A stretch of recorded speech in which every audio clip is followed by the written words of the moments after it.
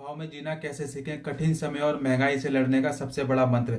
आज के दौर में एक आम आदमी के सामने समस्याओं का पहाड़ खड़ा है। एक तरफ महंगाई आसमान छू रही है तो दूसरी तरफ बेरोजगारी ने कमर तोड़ रखी है। बच्चों की पढ़ाई और स्कूल की फीस अब किसी सपने जैसी महंगी हो गई है। घरेलू जरूरतों में देखें तो कभी गैस की किल्लत तो कभी बिजली का संकट सामने आता है। ऊपर से दुनिया के देशों में छिड़े हुए ये युद्धों की वजह से हर चीज के दाम क्या हो रहे हैं, हर चीज के दाम बढ़ रहे हैं, आसमान छू रहे हैं और कमाई के साधन सिमटते जा रहे हैं। ऐसी स्थिति में एक आम इंसान क्या करे? हार मान ले? बिल्कुल नहीं। यहाँ काम आता है अभाव में जीना।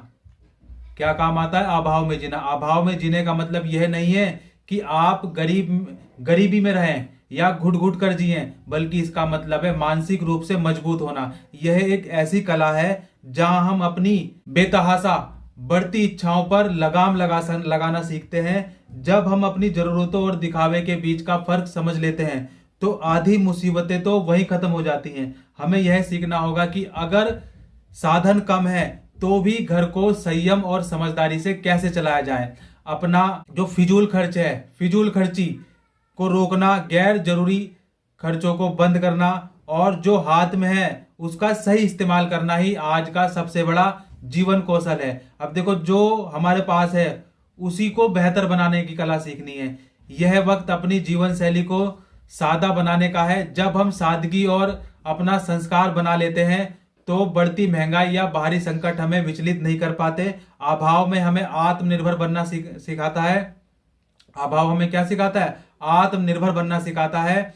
और कैसे कम पानी, कम बिजली और कम बजट में भी एक सम्मानजनक और खुशहाल जीवन जिया जा सकता है। याद रखिए, जो इंसान मुश्किल दौर में थोड़े में संतोष करना सीख जाता है उसी दुनिया की कोई भी चीज, उसे दुनिया की कोई भी चीज, कोई भी XYZ आर्थिक मंदी हो या संकट हो तोड़ नहीं सकती। यह कठिन समय और कठिन समय में सादगी ही हमारा सबसे बड़ा कवच है।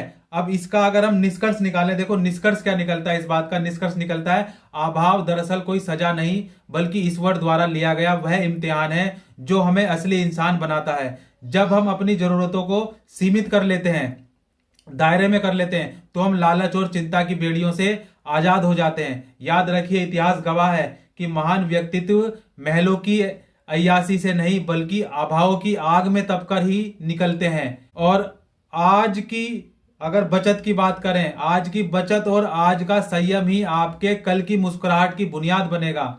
मुश्किल दौर में गुजरा जाएगा पर आपकी सीखी हुई सादगी आपके साथ ताम्र रहेगी। मुश्किलों का दौर है तो क्या हुआ, घबराना कैसा?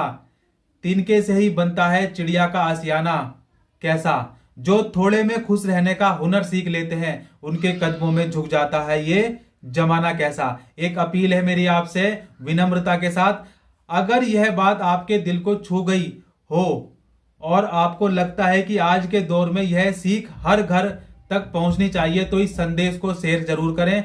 क्या पता आपकी एक शेयर किसी डूबते हुए हौसले का सहारा दे दे। ऐसे ही जीवन से जुड़े कड़वे सच और प्रेरणादायक विचारों के लिए हमें फॉलो करना ना भूलें। हमें और हमारे साथ मिलकर और हमें मिलाकर अपने साथ क्या करना है? हम साथ मिलकर ही एक कठिन समय को पार कर पाएंगे। जय हिंद।